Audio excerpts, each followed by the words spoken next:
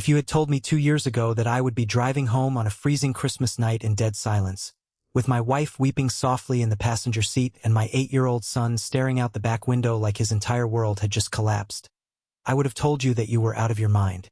We were supposed to be a family celebrating a season of joy and togetherness.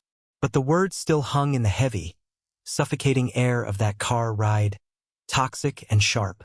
You are just an exhausting nuisance. My own brother said that to my little boy. He looked an innocent child directly in the eyes and crushed his spirit, just because he wanted to dominate the room and exercise his twisted sense of superiority. The sheer, blinding rage that pumped through my veins in that moment was unlike anything I had ever felt in my 34 years of life. It was a cold, terrifying, and profoundly sobering clarity. I realized right then and there that my brother was never going to change, and my parents were always going to enable his cruelty. I knew what I had to do. I was going to strip away every single privilege he had in this world, privileges he did not even know I was secretly providing. But to understand how a festive family dinner turned into a declaration of war, I have to take you back to where this all started. My name is Ronan. I am 34 years old. I work as a senior wealth management advisor and a certified public accountant. I have built a stable, peaceful, and rewarding life for myself, but if you looked at my upbringing, you would genuinely wonder how I managed to achieve anything at all, let alone find a sense of self-worth. I grew up in a household where my brother, Calloway, was the blazing sun, and the rest of us were just expected to burn up quietly in his orbit. Calloway is 2 years older than me, and from the very moment he could walk and talk, he was my parents' ultimate project. My mother, Astrid, and my father, Thaddeus, practically worshipped the ground he walked on.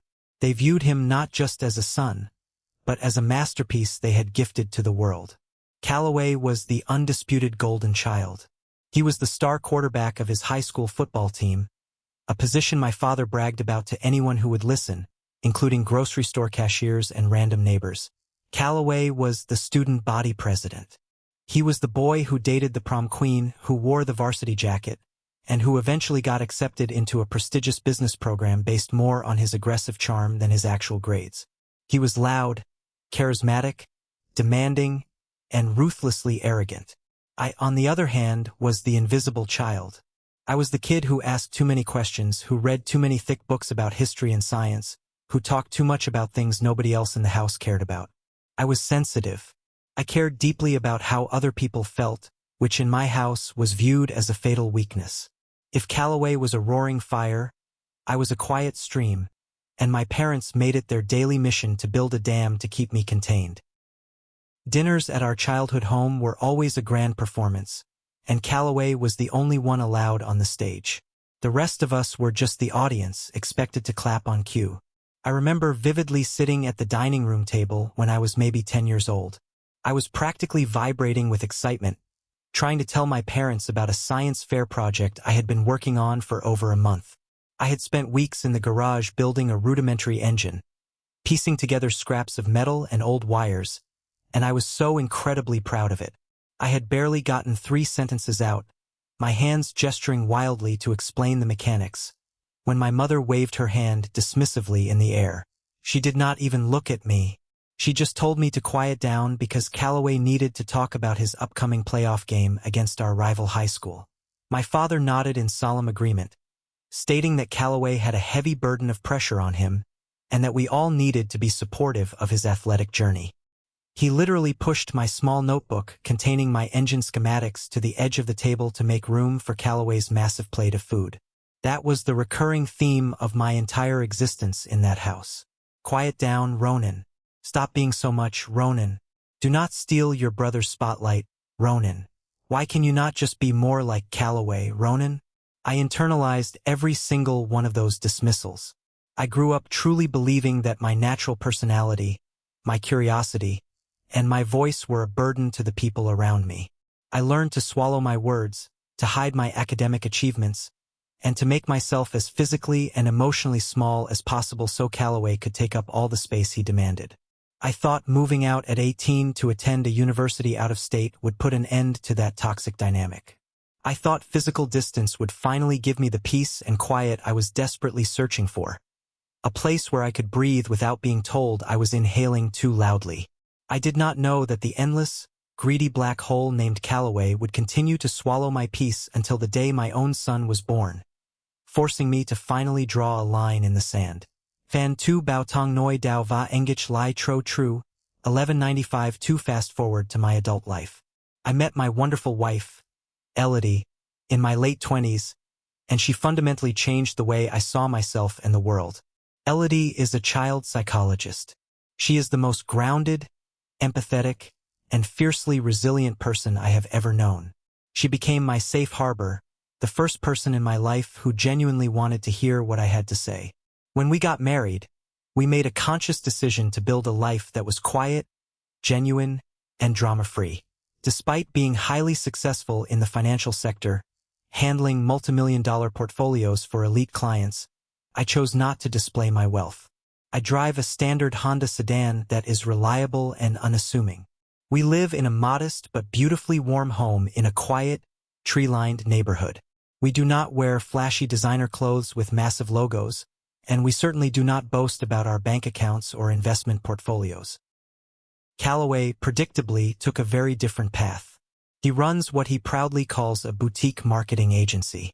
He wears tailored suits that cost more than my first car, sports a heavy gold watch, and drives a leased Porsche that he treats like his own child.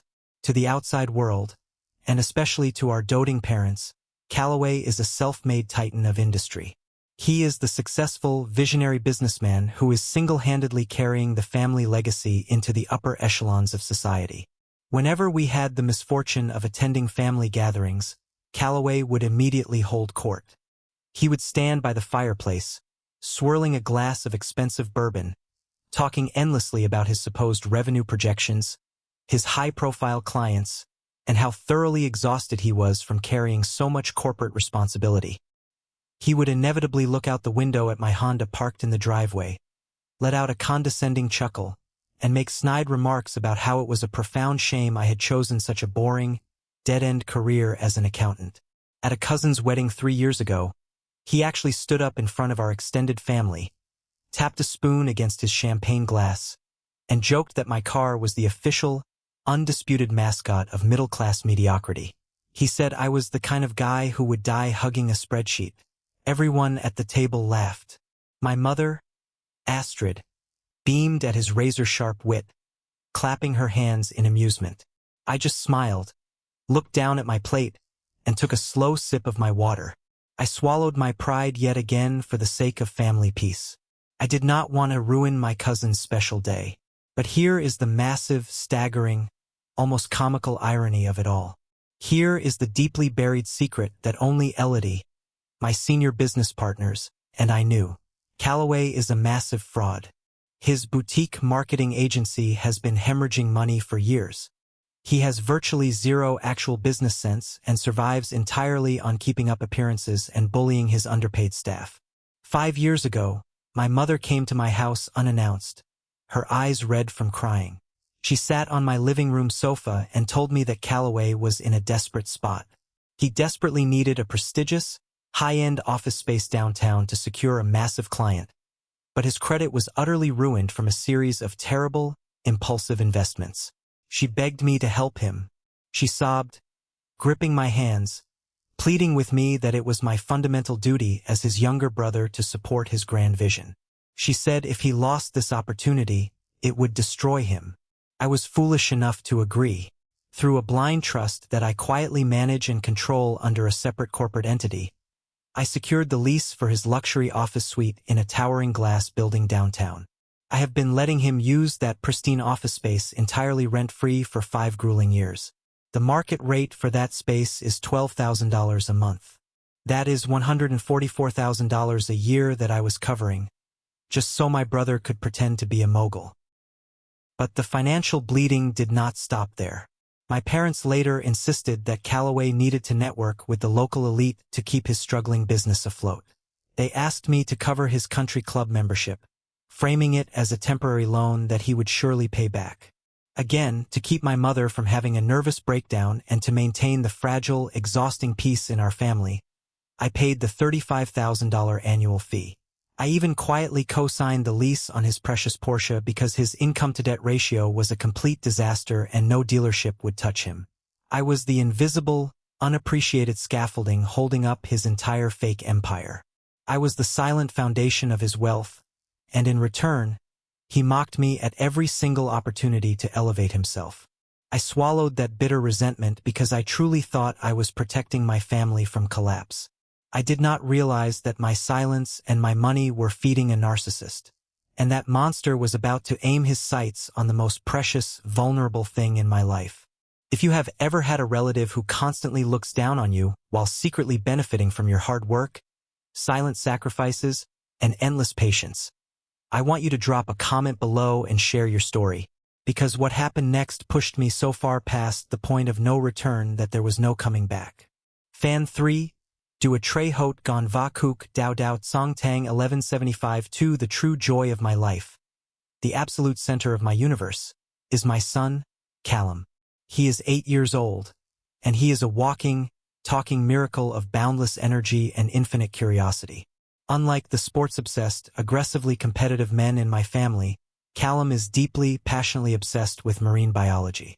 He can tell you the exact migration patterns of humpback whales across the Pacific, the complex cellular structure of bioluminescent jellyfish, and the precise, terrifying depth of the Mariana Trench.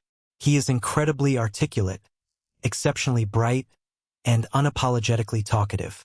Callum reminds me so much of myself when I was his exact age, back before my parents meticulously conditioned me to be silent. The profound difference is that Elodie and I nurture his curiosity every single day. We listen to him. We answer his endless stream of questions about the ocean, no matter how tired we are after a long day of work. A colleague of Elodie's evaluated him once out of professional curiosity and told us that Callum is a remarkably gifted communicator. He has a rare, beautiful ability to retain complex scientific information and share it with an infectious enthusiasm that draws people in. When Callum speaks about the things he loves, his bright blue eyes light up, his little hands wave around in excitement, and you cannot help but smile at his pure joy. But my family did not see it that way. To Callaway, Callum was just annoying noise that interrupted his monologues. To my parents, Callum was a frustrating disruption to their perfect, quiet, curated environment. Whenever we visited their house, the contrast in how he was treated was glaring and painful. Elodie would sit on the living room floor with Callum, helping him build intricate models of coral reefs and listening to his detailed stories with genuine, loving interest. Callaway, meanwhile, would sit heavily on the leather sofa across the room, sipping his expensive bourbon, glaring at my son, and aggressively rubbing his temples like he was suffering from a massive migraine caused solely by a child's existence. The weeks leading up to Christmas were incredibly tense. My parents were hosting their annual holiday dinner at their sprawling suburban mansion. It was never just a cozy family dinner. It was always a massive, stressful production meant to showcase their wealth and, more importantly, to showcase Callaway and his wife, Sloane. Sloane is exactly like Callaway in every conceivable way. Obsessed with her image, dismissive of anyone she deems financially beneath her, and incredibly quick to throw a passive-aggressive insult carefully disguised as a joke. A few days before the dinner, my mother called me on my cell phone while I was driving home from the firm. She did not ask how I was doing. She did not ask how Elodie was feeling. She jumped right into giving strict orders. She said Callaway was under an immense amount of stress with his marketing business, claiming he was closing a deal that would change his life. She said he needed a peaceful, quiet holiday to decompress. Then, her tone shifted to ice. She told me that Callum talks far too much, that his constant chattering gives Callaway a headache, and that I needed to control my kid if we were going to attend the dinner. She actually used the word control, like my son was a wild, disobedient dog that needed a tight leash. I felt that familiar, sickening tightness in my chest, the old childhood reflex of wanting to appease my mother to avoid a prolonged conflict. I gripped the steering wheel and tried to keep my voice steady, telling her that Callum was just an enthusiastic 8-year-old and that he meant absolutely no harm. She sighed deeply. That heavy, profoundly disappointed sigh I had heard a million times growing up, and hung up the phone without saying goodbye. When I walked through the door and told Elodie about the call, her face immediately hardened. She knew the dark history of my family. She knew the deep psychological scars I carried. Elodie looked at me, her eyes full of concern, and asked me to kindly decline the invitation. She suggested we stay home, order a massive amount of Chinese takeout, build a blanket fort in the living room with Callum, and watch holiday movies in our pajamas. She said she had a terrible feeling in her gut about this year's gathering. I should have listened to her. I really should have. But my father called the next morning. He sounded uncharacteristically old and tired. He begged me to come, repeating his favorite mantra that family needs to be together for the holidays, no matter what. He said it would break his heart if his only grandson was not sitting at the table. Against every protective instinct in my body, I caved. I told Elodie we would go for just a few hours, eat dinner, exchange gifts, and leave early. It was the worst decision of my life, setting the stage for a nightmare. But it was also the much-needed spark that finally burned down the temple of lies we had been trapped in. Fan for Bua Toi Jong Sin Jayat Nuok Tran Lai 1182. We arrived at my parents' house precisely at 5 in the evening. The sweeping driveway was already packed with luxury cars belonging to various aunts, uncles, and family friends. The house smelled intensely of fresh pine needles, expensive catering, and that underlying scent of forced, manufactured cheer. We walked through the heavy oak doors, and the atmosphere was immediately suffocating. My mother was rushing around the grand foyer, barking sharp orders at the hired servers who were passing out appetizers. My father was sitting in his large armchair in the corner of the living room, mostly ignoring everyone and staring blankly at the television. Calloway and his wife, Sloane, were standing conspicuously by the grand fireplace, holding crystal glasses of champagne and holding court with some extended family members who were hanging on to their every word. When Callum walked in, his face glowing from the cold air, carrying a large, heavy encyclopedia of deep-sea creatures, he excitedly wanted to show his grandfather. Calloway immediately rolled his eyes. I saw it happen. I saw the immediate, visceral judgment on his face before I had even taken my coat off. We eventually moved to the dining room and sat down for dinner at the massive mahogany table. There were about 12 of us in total, surrounded by glowing candles and extravagant floral centerpieces. For the first 30 grueling minutes, it was the Calloway show. He talked loudly and endlessly about a supposed multi-million-dollar marketing campaign he was launching for a national brand. He talked about how he was seriously thinking of upgrading his Porsche to the newer, faster model because the current one was starting to feel a bit sluggish on the highway. Sloane chimed in right after, loudly complaining to an aunt about how incredibly hard it was to find good, reliable domestic help these days. It was unbearable, pretentious nonsense, a masterclass in shallow bragging. Callum was sitting quietly between Elodie and me, eating his roast turkey and mashed potatoes, patiently waiting for his turn to speak. He had been so incredibly well-behaved, practically bursting with the knowledge he wanted to share, but remembering our talk in the car about waiting for the right moment. During a rare lull in the conversation, when Calloway stopped talking just long enough to chew a large bite of prime rib, Callum saw his golden opportunity. His little face lit up with pure joy, and he looked eagerly across the long table at his uncle. "Uncle Calloway," Callum said, his voice bright, clear, and full of innocent excitement. "Did you know that deep down in the Mariana Trench, there are fish that make their own light? It is called bioluminescence. They live in complete, pitch-black darkness, so they use the light to find food and talk to each other. Is that not the coolest thing ever?" It was a harmless, joyful question from a sweet child who just wanted to connect with his family. He was trying to share something he deeply loved. Calloway stopped chewing. He slowly lowered his silver fork to his pristine white plate. He did not smile. He did not offer a polite nod. He did not say, "Wow, that is interesting, buddy." He stared directly at my 8-year-old son with a look of pure, unadulterated contempt. It was a look reserved for something vile you scrape off the bottom of your shoe.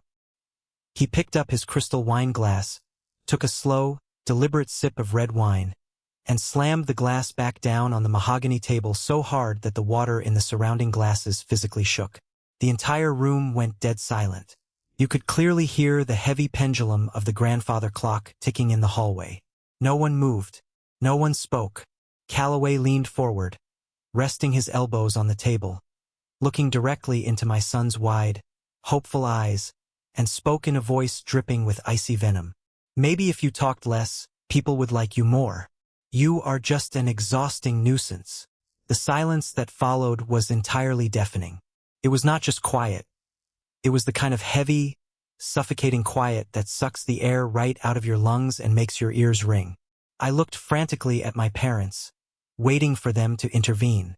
My father was staring intently at his plate, suddenly very interested in pushing his green beans around, refusing to make eye contact. My mother was taking a sip of ice water, her face completely neutral, acting as if someone had merely commented on the weather. Sloane was sitting next to Calloway, openly smirking behind her napkin. I looked down at Callum. The beautiful, bright light in his eyes vanished instantly. It was like watching a warm candle get snuffed out by a violent, freezing wind. His little shoulders slumped forward. His face went completely pale, and his lower lip started to tremble uncontrollably. He looked down at his lap, dropping his hands from the table, and physically shrank into his heavy wooden chair, trying to make himself as invisible as possible. In that exact fraction of a second, something deep inside my brain violently snapped. I did not just see a grown man insulting my son. I saw 30 agonizing years of my own life flashing before my eyes in vivid detail.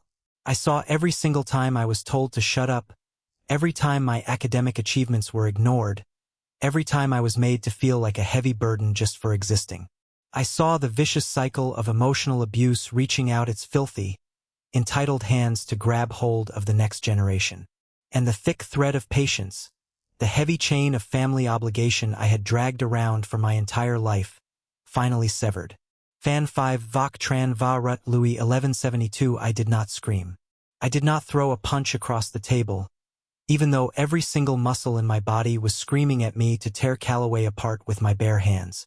I looked to my left. Elodie's beautiful eyes were brimming with hot tears. Not tears of sadness, but tears of pure, blinding, mama bear fury. She was gripping her linen napkin so hard her knuckles were bone white. I calmly placed my fork down on my plate. The sharp clink of the heavy silver hitting the fine porcelain sounded like a gunshot echoing in the desperately quiet room. I pushed my chair back and stood up slowly, towering over the table. I did not look at my father. I did not look at my mother. I did not look at Sloane's smug face. I looked straight down at my son and placed my hand gently, reassuringly on his trembling shoulder. "Say goodbye to Uncle Buddy," I said, my voice eerily calm, cold and steady. "It is the last time." Calloway leaned back in his chair and let out a short, mocking, arrogant laugh. "Oh, come on, Ronan. Stop being so incredibly dramatic. The kid never shuts up. Someone had to teach him some basic social awareness before he grows up to be unbearable. Do not be so sensitive." My mother finally found her voice, speaking up with a tone that was instantly defensive and sharp. "Ronan, sit down this instant. You are making a huge scene over absolutely nothing. You are ruining dinner. Your brother is just trying to help Callum learn how to behave in polite adult company." I turned my gaze away from Calloway and locked eyes with my mother.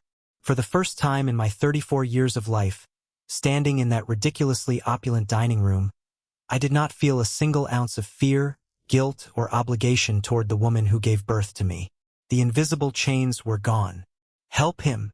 I asked, my voice suddenly echoing loudly off the high ceilings, carrying a weight that made even my father flinch. "You think breaking an 8-year-old child's spirit at Christmas dinner is helping him? No. You are doing to him exactly what you did to me for my entire life. You worship a bully. You coddle a man-child who has to step on a little boy to feel tall. And you demand that everyone else lay down and take his abuse so you can pretend this family is perfect." I pointed a shaking finger directly at Calloway. "I spent my entire childhood making myself small so he could feel big. I am done. I am so entirely done." I grabbed Callum's heavy winter coat from the back of his chair and gently helped him slip his small arms into the sleeves. Elodie was already standing, her purse securely on her shoulder, glaring at my family with a look of absolute, unadulterated disgust. She did not say a word, but her silence was a devastating judgment. Calloway stood up abruptly, knocking his chair back, his face flushing a deep, angry red. He hated being challenged, especially by me. "If you walk out that door right now, Ronan, throwing a tantrum like a baby, do not ever bother coming back. You hear me? You are dead to us. Do not come crying to me when you realize you walked away from your family." I stopped. I turned around, looking Calloway up and down. I looked at his expensive tailored suit, his perfectly styled hair, his arrogant, aggressive posture. I thought about the hundreds of thousands of dollars I had quietly funneled into his fake life. A cold, dark smile crept onto my face.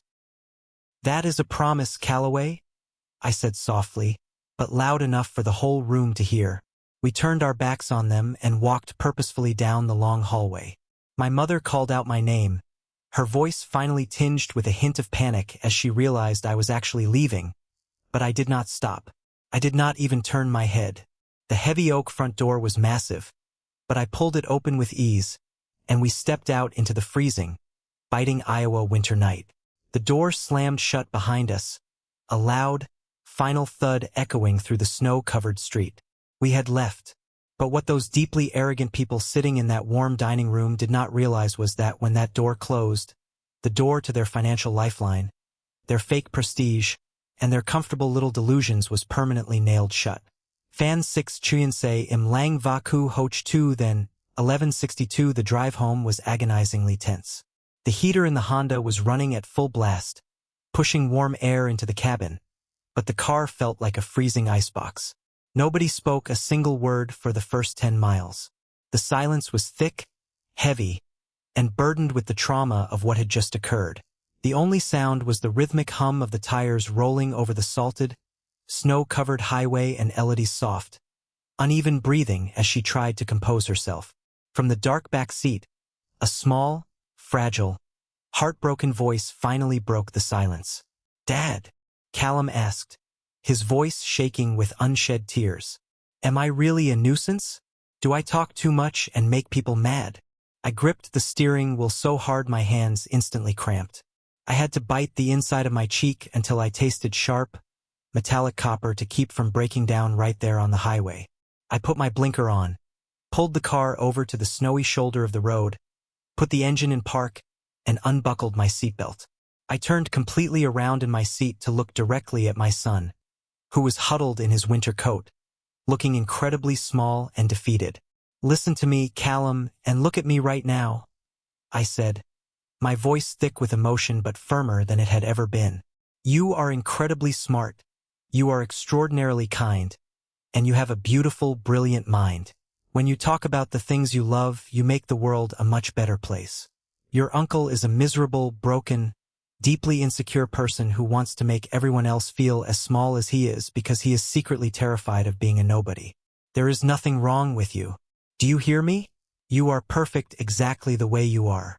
Elodie reached her hand into the back seat, gently holding his small, cold fingers. "Your dad is right, sweetie. We love hearing your stories about the ocean. We could listen to you all day. Never, ever let anyone steal your voice. Especially not someone who doesn't even know how to be kind."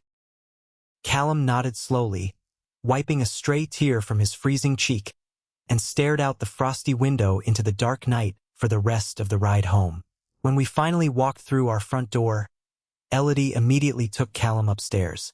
She helped him change into his warmest pajamas, tucked him into bed, and read him a giant book about marine life until his breathing slowed and he fell into an exhausted sleep. I did not go upstairs. I did not pour myself a drink. I walked straight down the dark hallway of our quiet home, the floorboards creaking softly beneath my weight, and stepped into the cold sanctuary of my home office. I shut the heavy wooden door behind me and turned on the small brass desk lamp. I booted up my secure laptop and logged into my encrypted financial portals. I sat in my leather chair, staring at the glowing monitor, looking at the complex, tangled web of accounts, blind trusts, and automated wire transfers I had meticulously set up over the years to keep my toxic family financially afloat. There it was. The $12,000 monthly rent payment for Callaway's extravagant office suite, scheduled to be drafted from my holding company in 5 days. The $35,000 annual country club dues. The auto loan guarantee documents bearing my digital signature. I scrolled further down and saw the auto draft for my parents' expensive life insurance premiums and their estate management fees, things I had taken over paying 8 years ago simply because they constantly complained about living on a fixed income, all while handing their spare cash to Callaway. I did not want to yell at them anymore. I did not want to write a long, emotional email demanding an apology.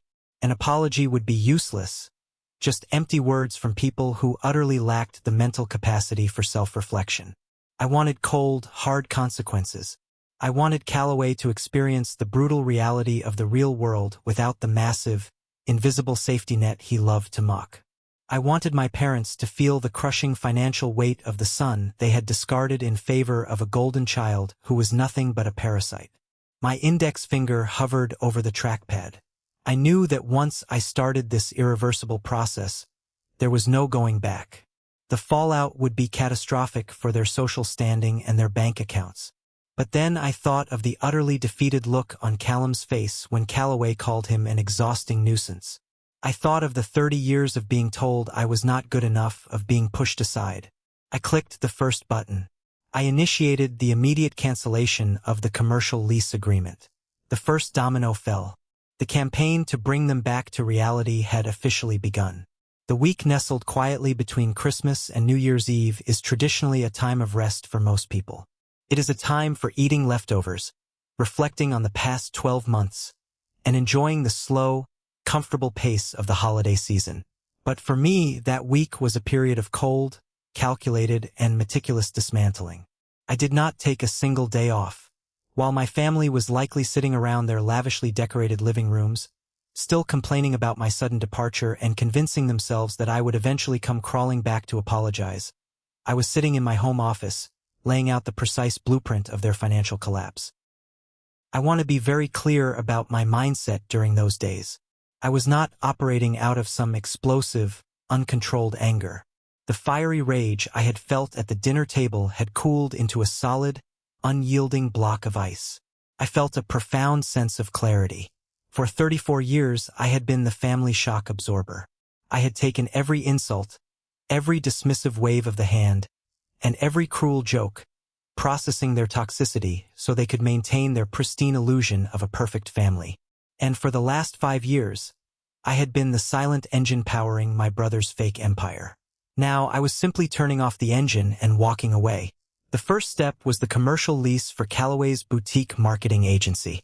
5 years ago, I had used a blind trust established under a separate corporate entity in Delaware to secure his pristine corner office suite. The landlord only knew my holding company. Callaway just assumed my parents had pulled some miraculous string to get him the space, and my parents assumed my firm had hooked them up with a generous corporate discount. None of them knew I was personally floating the $12,000 a month. That is $144,000 a year, simply vanishing from my accounts to keep my brother from facing the consequences of his own terrible business decisions. I drafted a formal notice of termination for the lease agreement. Because the lease was structured on a rolling month-to-month basis after the initial 3-year term, I had the legal right to sever it with immediate effect, forfeiting the initial deposit.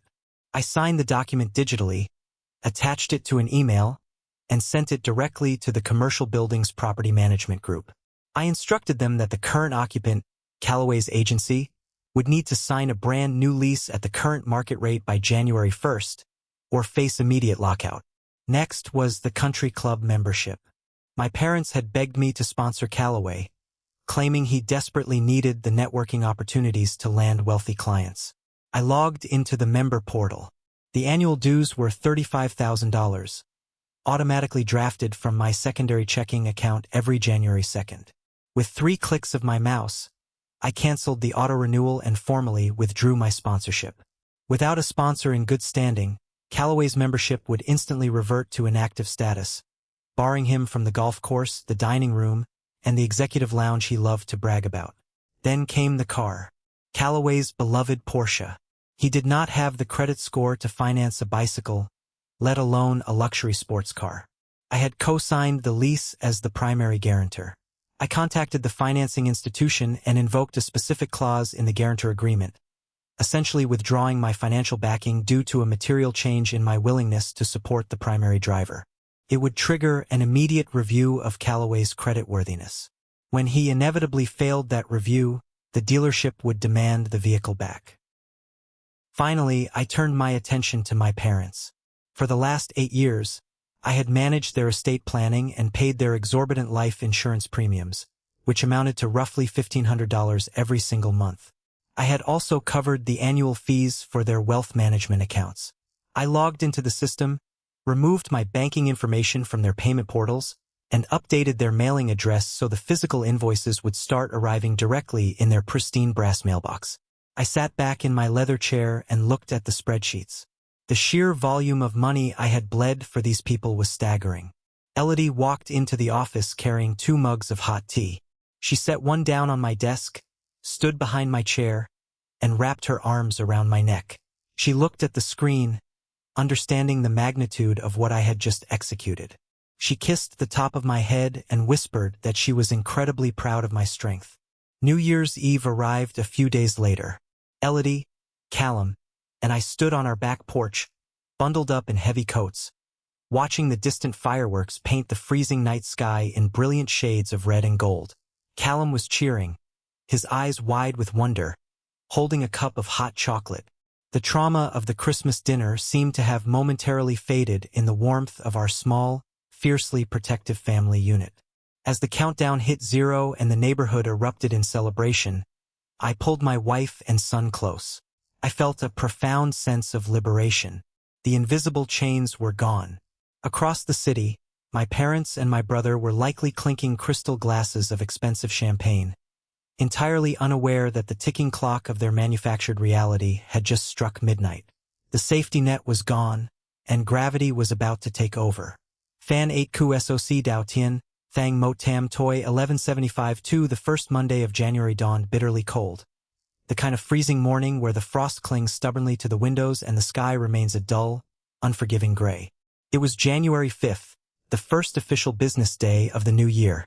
I sat at my desk at the firm, sipping a hot cup of dark roast coffee, reviewing a client's tax strategy. My phone was resting face up on my desk, set to silent. I knew the storm was coming. I just did not know exactly what time it would make landfall. At precisely 9:30 in the morning, the screen of my phone lit up. The caller ID flashed my brother's name. I watched it ring until it went to voicemail. 10 seconds later, it rang again. Then a third time. Then a fourth. Over the next hour, Callaway called me 11 times in rapid succession. I did not touch the phone. I just let it silently light up, a digital beacon of his mounting panic. Eventually, the voicemail notification chimed. I put on my headphones, clicked play, and leaned back in my chair. "Ronan, pick up the phone," Callaway's voice barked through the speaker. He sounded furious, out of breath, and entirely confused. "I am standing in the lobby of my building and my keycard is flashing red. The security guard will not let me up to my own office. Building management is telling me some nonsense about the lease being terminated and demanding a new signature and a $50,000 deposit by noon. I know you manage the trust that handles this. Fix it immediately. This is not funny. Call me back right now." I deleted the voicemail. 30 minutes later, my mother started calling. She left a frantic message saying Callaway was having a massive crisis at work and that I needed to call my brother immediately to help him sort out a clerical error with his landlord. She used her classic, demanding tone, the one that heavily implied I was being incredibly selfish by not being available the very second she snapped her fingers. I deleted her message too. By noon, the reality of the situation must have finally crashed down on Callaway. The building manager, a strict, no-nonsense man named Mr. Harrison, had clearly informed him that the anonymous corporate benefactor had permanently severed the lease, and that Callaway had until 5 o'clock to clear his personal belongings out of the suite unless he could produce the massive deposit and sign a lease at the true market rate. A market rate he could not afford in his wildest dreams. At 2 o'clock, my phone rang again. This time, the caller ID showed Uncle Leander. Leander is my mother's younger brother, But unlike the rest of the family, he possesses a sharp wit, a cynical view of my parents' pretentiousness, and a deep, enduring affection for me. Leander was the only person who had ever quietly pulled me aside at family gatherings and told me that Calloway was a hollow suit. I answered on the first ring. "Well, my boy," Uncle Leander said, his voice rich with suppressed laughter, "you sure know how to start a new year with a bang. I just got off the phone with your mother. She is having a spectacular meltdown." "Happy New Year, Uncle Leander," I said, unable to keep a small smile from forming on my face. "What seems to be the problem over there?" "Oh, where do I begin?" Leander chuckled. "Apparently, Calloway is being violently evicted from his fancy office suite because some mysterious benefactor pulled the plug. He had to carry his expensive espresso machine and his framed business degrees out to the sidewalk in cardboard boxes. But that is not even the best part, Ronan. What is the best part?" I asked, leaning forward. "He tried to put those cardboard boxes into his leased Porsche," Leander said, practically wheezing with laughter. "And while he was standing on the curb, a tow truck pulled up. The financing company put out a recovery order. They hooked up his precious sports car right there in front of his entire staff and towed it away. He is currently sitting in the passenger seat of your mother's sensible grocery-getter SUV, screaming at his cell phone. Did you have something to do with this, Ronan?" "I simply stopped paying for a subscription I was no longer using, Uncle," I replied smoothly. "Good for you, kid," Leander said softly, his tone turning serious and warm. "I heard about what he said to Callum at dinner.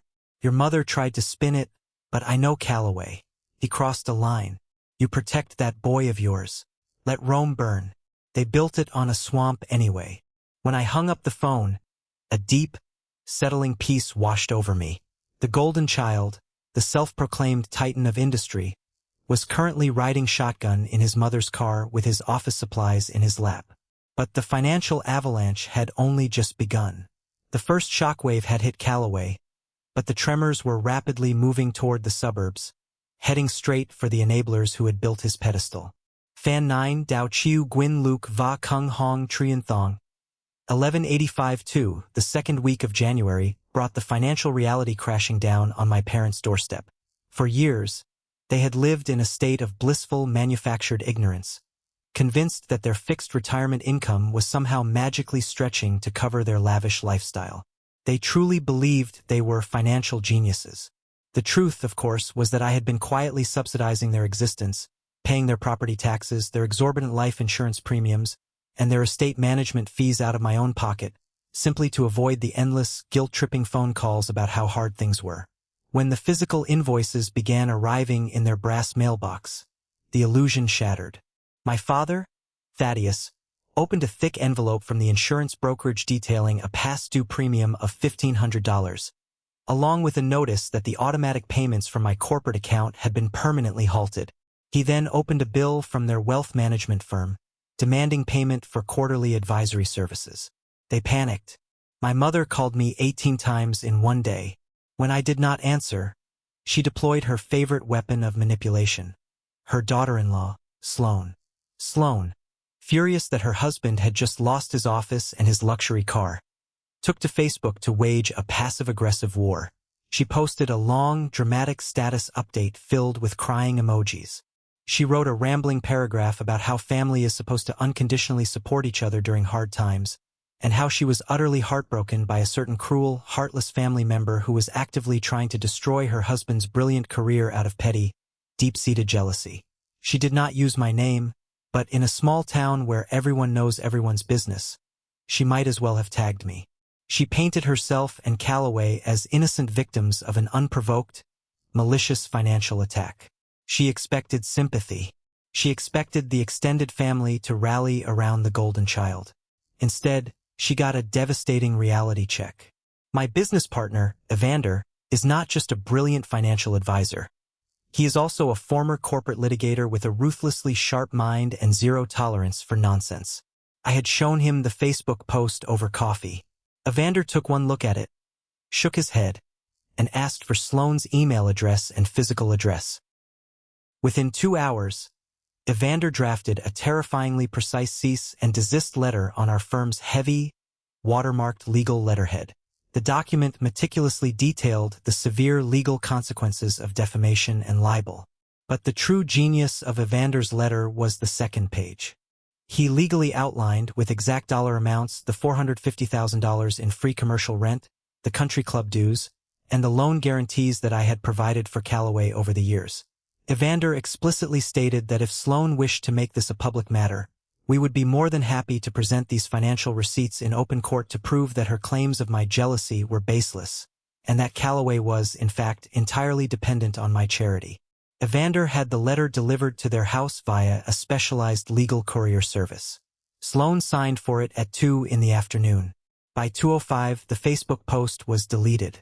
Her online bravery evaporated the second she was confronted with the cold, undeniable facts and a lawyer who was not afraid to drag her fake lifestyle into the harsh sunlight. While my toxic relatives were drowning in a swamp of their own making, my own home was filled with genuine joy. The stark contrast was almost poetic.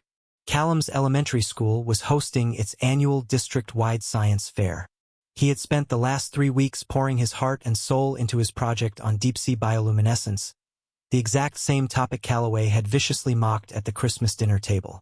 Elodie and I had spent our evenings helping him paint his display board, wiring tiny LED lights to simulate the glowing marine life, and listening to him practice his presentation. On the night of the fair, Callum stood in the crowded school gymnasium, dressed in a neat little button-down shirt. He did not shrink. He did not stumble over his words. When the panel of judges approached his table, Callum sprang into action. He spoke with such incredible passion, clarity, and infectious enthusiasm that a crowd of parents actually gathered around to listen. He explained the chemical reactions of luciferin in the Mariana Trench with the confidence of a seasoned professor. When they announced the winners at the end of the night, Callum's name echoed through the gymnasium. First place in the entire district. I watched my son walk up to the stage to accept his blue ribbon, a massive, beaming smile stretching across his face. Elodie grabbed my hand and squeezed it tight, tears of happiness shining in her eyes. I looked at Callum, standing tall and proud in the spotlight, and I felt a profound sense of validation. The voice that my brother had tried to crush was now echoing through a gymnasium, recognized, celebrated, and victorious. Meanwhile, across town, the pressure was finally breaking Callaway. Stripped of his office, his car, and his wife's social media defense, his fragile ego could not handle the humiliation. He was out of options and out of invisible safety nets. He decided it was time to confront me face to face. He thought he could bully me back into submission. He thought he could just yell loudly enough to make the money turn back on. He was heading straight for my office. If you have watched the story up to this point and you are glad I cut off their funding, leave a comment with the letter W for win. I will be reading and liking every single comment that has a W in it. Thank you so much for your support. Now, let me tell you about the moment Callaway walked into my trap. Fan 10, Cohen Kok Lat Kio, Doi Mat Tai Vin Fong. 11:75-2. It was a rainy Tuesday afternoon when Callaway finally snapped.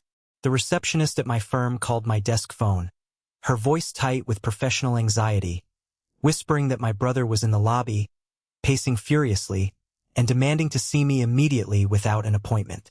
I told her to send him back to my corner office. I did not panic.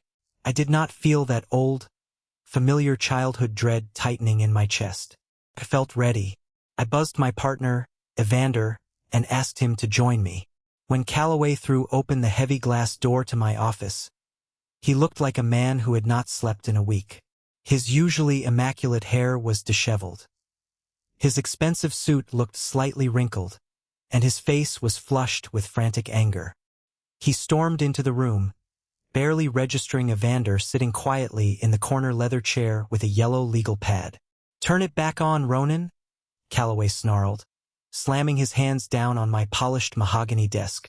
"I don't know what kind of sick, petty power trip you are on right now, but you are destroying my business. You are embarrassing me in front of my staff and my wife. Call the property manager and fix the lease. Call the dealership and fix the car. Now."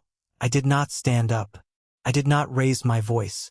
I leaned back in my chair, steepled my fingers, and looked at the desperate, sweating man standing before me. The great titan of industry, reduced to throwing a temper tantrum in my office because his allowance had been cut off. "Have a seat, Calloway," I said, my voice dangerously calm. "I will not sit down," he shouted, his voice cracking slightly. "Do you have any idea what you have done? You humiliated me. You think because you push pencils and hoard money that you can just ruin my life over one little comment I made at a family dinner? You are pathetic." I reached into my desk drawer and pulled out a thick, black, 3-ring binder. I dropped it heavily onto the center of the desk. The loud thud made Calloway flinch. I slowly pushed it across the smooth wood until it rested right in front of his hands. "Open it," I commanded, staring directly into his eyes. He hesitated, his arrogance faltering for a fraction of a second, before he angrily flipped open the heavy cover. "What you are looking at, Calloway, is the precise autopsy of your fake, manufactured success," I said, my voice echoing coldly in the quiet room. Tab 1. That is a ledger detailing 5 years of commercial rent payments. $12,000 a month. $144,000 a year. That is over $700,000 that I personally paid to keep your boutique agency from operating out of a strip mall. Tab 2. The country club dues. $35,000 a year. Tab 3. The guarantor documents for your Porsche, which clearly show that without my credit, you could not even lease a Honda. Calloway stared blindly at the pages, his mouth slightly open, his eyes darting across the highlighted bank transfers and legal signatures. The color rapidly drained from his face, leaving him looking pale and sickly. "You did not build an empire, Calloway," I continued, my words cutting through the air like a scalpel. "You built a sandcastle on my property, using my sand, and you had the absolute audacity to stand there and mock me for being the one holding the bucket." He looked up at me, his arrogance entirely replaced by a horrifying realization. He looked at Evander, who was watching him with an expression of mild disgust. Calloway realized, in that agonizingly long moment, that he was exposed. The illusion was shattered. I am your brother," Calloway stammered, his voice weak and trembling. "Family is supposed to help. You called my 8-year-old son an exhausting nuisance," I said, leaning forward, resting my forearms on the desk, bringing my face closer to his. "You looked at a little boy who was sharing his joy, and you crushed him because you could not stand sharing the spotlight for 30 seconds. You want to talk about family? You spent 30 years making sure I felt invisible so you could shine. So let me show you what a real nuisance looks like when it permanently stops funding your fake life." Calloway's legs seemed to give out. He practically collapsed into the chair opposite my desk. The blustering bully was gone. In his place was a terrified, deeply insecure man staring at the undeniable proof of his own incompetence. He could not yell his way out of this. He could not charm his way out. The paper trail was absolute. "You have until the end of the month to figure out your own life," I told him, closing the binder. "Do not ever come to my office again. Do not call my wife. And if you ever, for the rest of your miserable life, speak a single negative word to my son, the financial ruin you are experiencing right now will look like a vacation compared to what Evander and I will do to you in court." Calloway did not say a word.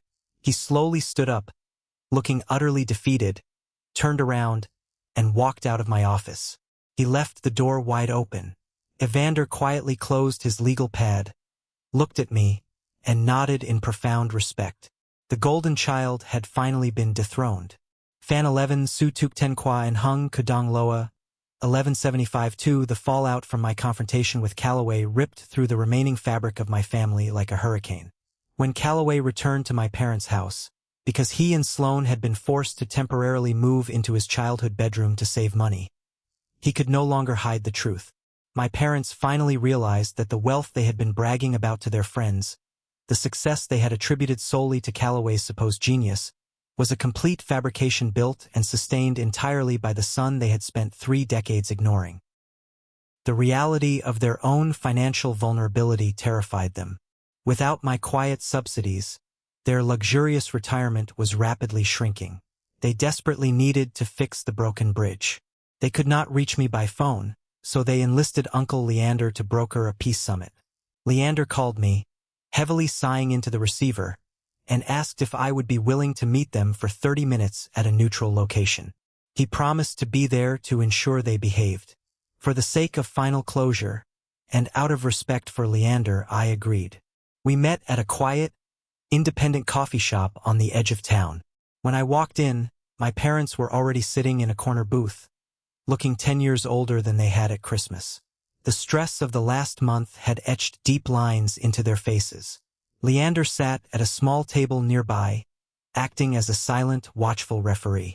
I sat down across from them. I did not order anything. I just waited. My mother, Astrid, immediately started weeping.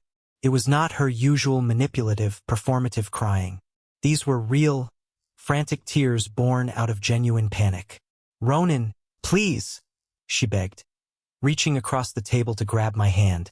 I pulled my hand back, folding my arms across my chest. "You have made your point. You have humbled your brother. He is miserable. He is working out of our basement. Please, you have to turn the accounts back on. The insurance, the management fees. We cannot maintain the house without your help." My father, Thaddeus, cleared his throat, trying to summon his old, authoritative voice, but it sounded weak. "Son, we have all made mistakes. Calloway was out of line at dinner, yes, but family helps family. You are punishing us for his bad behavior. You have proven you are the successful one. Now, do the right thing and fix this." I looked at them, studying the familiar faces that had caused me so much invisible pain. I felt a profound sense of pity, but no guilt. "You still do not understand, do you?" I said, keeping my voice low and measured so the other patrons would not hear. "This is not about money. This is not about me trying to prove I am more successful than Calloway. This is about 30 years of emotional rot. You did not just make mistakes, Dad. You actively raised a parasite. You enabled his cruelty. You allowed him to bully me my entire life. And when he turned that same vicious bullying onto your 8-year-old grandson, you sat there and ate your dinner." My mother choked on a sob, burying her face in her hands. "I was your scapegoat," I continued relentlessly. "I was the ATM machine you kept in the shadows to fund the Golden Child's parade. You demanded loyalty from me while offering none in return. The money is gone. I am never paying another bill for you, and I am never bailing Calloway out again. You wanted him to be the man of the house? Let him figure out how to pay your property taxes." "So you are just abandoning us?" my father asked, his voice trembling with anger and fear. "You are just throwing away your family?" "You threw me away decades ago," I replied. "I am just finally walking out of the trash can. Now listen to me very carefully. You are toxic. Both of you. The favoritism, the enabling, the emotional manipulation. It is a sickness. If you ever want even a tiny fraction of a chance to see Callum again, you will both enroll in rigorous professional psychological therapy. Not for a week. For months. You need to figure out why you sacrificed one son to inflate the ego of the other. Until a licensed professional tells me you have made actual, profound breakthroughs, you do not call my wife, you do not come near my house, and you do not contact my son." My mother looked up, her makeup smeared, her eyes wide with the horrifying realization that her words no longer held any power over me. She had no defense. She could not spin this. She realized, sitting in that quiet coffee shop, that her blind, obsessive favoritism had not only crippled her favorite child, making him entirely dependent on others, but it had permanently alienated the brilliant, capable son who had actually loved them. I stood up from the booth. I nodded to Uncle Leander, who raised his coffee cup to me in a silent salute of respect. I walked out of the shop, stepping into the crisp afternoon air, leaving them to sit in the uncomfortable, deafening silence of their own devastating consequences. Fan 12 Thong Deep Koi Kung Vat Sai Ket 1162. It has been 6 months since I walked out of that coffee shop, and the dust has finally, truly settled. The landscape of my life looks entirely different now, and the air is much easier to breathe. Callaway's boutique marketing agency is officially dead. Without the massive influx of my hidden cash to keep the lights on and the facade gleaming, the business collapsed under a mountain of debt. He had to file for bankruptcy. Last I heard from Uncle Leander, Callaway is currently working a mid-level, entry-level sales job selling software systems. He drives a used sedan, lives in a cramped, incredibly average apartment, and has reportedly lost the arrogant swagger that used to define his entire personality. Sloane is furious about her downgraded lifestyle, but she is stuck dealing with the reality she married. The universe has a funny way of balancing the scales when you forcibly remove the thumb from the scale. As for my parents, they actually surprised me. Driven by the agonizing reality of losing access to their only grandson, they enrolled in couples therapy in a neighboring town. Uncle Leander tells me they go every Thursday. They are allegedly unpacking decades of terrible parenting choices, forced to confront the toxic family dynamic they meticulously built. I have not spoken to them directly, and I am not rushing to hand out pardons, but the fact that they are enduring the uncomfortable process of self-reflection is a small, quiet victory in itself. In my own home, life has blossomed in ways I never thought possible. Removing the heavy, suffocating anchor of my family's expectations allowed me to finally stand up straight. I no longer hide my success. I no longer apologize for existing. I am louder at work. I am more confident in my decisions, and my marriage to Elodie is stronger, deeper, and more fiercely connected than ever before. We protected our peace, and our home is a sanctuary. But the most profound change has been in Callum. He is 9 years old now, and he is absolutely thriving. He just spent 3 weeks at an intensive marine biology summer camp on the coast. He came home glowing with excitement, his arms full of notebooks filled with sketches of tide pools and detailed notes on oceanic ecosystems. He talks continuously, sharing his brilliant, beautiful mind with anyone lucky enough to listen. His laughter fills our house, entirely free from the fear of being judged, shushed, or mocked. The trauma of that Christmas dinner did not break him.